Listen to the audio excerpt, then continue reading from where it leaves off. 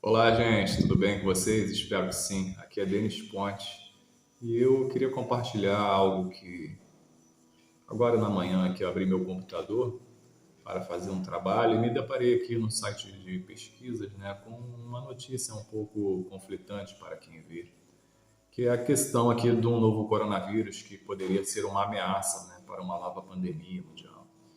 E eu pensei, né, fiz algumas reflexões sobre essa notícia que foi a primeira que eu abri aqui no site de pesquisa. Sim, não estava pesquisando nada relacionado com a saúde, porém já apareceu isso para mim.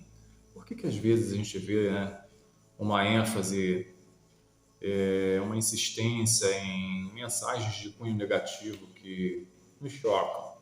Eu fiquei pensando nisso e lembrei de uma passagem bíblica onde Paulo, lá na carta de Efésios, né, que ele escreve a essa congregação uma carta, e lá no capítulo 6 e aí o versículo 12, ele fala que nós tínhamos uma guerra, mas que não era uma guerra de carne e sangue, que nós não lutaríamos contra homens, mas contra principados, potestades, contra os príncipes deste mundo tenebroso, forças, aí ele define que são forças espirituais do mal espalhadas nos ares. E aí a gente lembra da questão mitológica de Satanás, o diabo, que foi sempre preservada no Antigo Testamento, inclusive no Novo Testamento, na mente de alguns. Ela sempre foi muito própria para aqueles que ainda estavam iniciando a sua jornada espiritual, em saber que existem espíritos realmente do mal em oposição a Deus e que eles se reúnem a fim de causarem principalmente o medo, a confusão, a separação, enfim, eles se unem com o fim de causarem o mal à humanidade, simplesmente por serem espíritos ainda materializados na questão da maldade, são ainda inferiores nesse sentido, não alcançaram a iluminação. E esses espíritos, muitas vezes, eles possuem um líder. E esse líder, ele tem um poder magnético, uma influência muito forte sobre os espíritos mais vulneráveis. E assim ele passa a ser realmente um governante. Ele governa um grupo ali de outros espíritos que, sob a sua influência, vão ser como que soldados e vão montar diversas estratégias com o fim de influenciar negativamente a humanidade. E isso é bastante preocupante porque, como Paulo falou, e em diversas outras passagens nós vamos perceber que essas forças elas influenciam principalmente a política mundial. É justamente na questão administrativa do mundo que eles estão instalados influenciando ali. E uma das táticas do mal sempre foi gerar medo na humanidade para que ela possa se sentir desesperançosa, perder ou fraquejar na sua fé. O medo causa isso, paralisação, muitas vezes desânimo sobre o que pode vir a ser o futuro diante dessas ameaças. Por isso nós vemos que constantemente a mídia ela está propagando, né, noticiários negativos que nos deixam realmente com uma sensação de angústia. E temos que identificar nisso essa arma desses governantes opositores a Deus. São espíritos do mal, voltados ainda para a maldade. E aí, o que a gente percebe é que o próprio Cristo, ele não desfaz essa figura mitológica do diabo, do governante do mundo. E isso é preservado para que possamos entender que realmente existem forças espirituais nesses lugares que seriam lugares de governo. E aí também eu tive refletindo aqui a respeito de um leão. Um leão, quando ele quer fazer uma vítima, ele dá um rugido, né, de uma maneira assustadora, que possa assim desorientar os animais que ele vê como presa, né, os animais que estão ali próximos.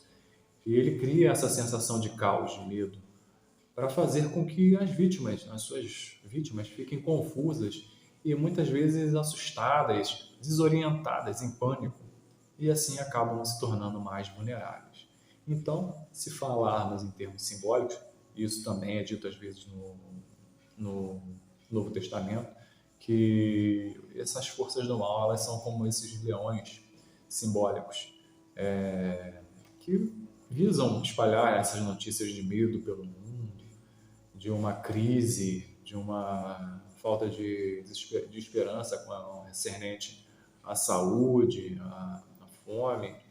Nós vamos perceber muitas dessas notícias. Não estou dizendo que não é verdade, mas nós temos que estar atentos a essas armas que são antigas, elas vêm se repetindo, só vai mudar ali o tipo de notícia. E é justamente nessas questões, né, de causar medo para manipular a situação a seu favor, aproveitando assim a condição emocional fragilizada das pessoas. O ponto-chave das minhas reflexões foi essa, né? Alertar-nos quanto a essa arma sutil desses espíritos inferiorizados que ainda se encontram, pela permissão de Deus, né, até um certo ponto nesses governos, né, nesses domínios, e não nos focarmos muito nessas notícias que às vezes nós vemos veicular de forma muito enfática pela internet, às vezes mesmo sem pesquisar, como foi o meu caso aqui.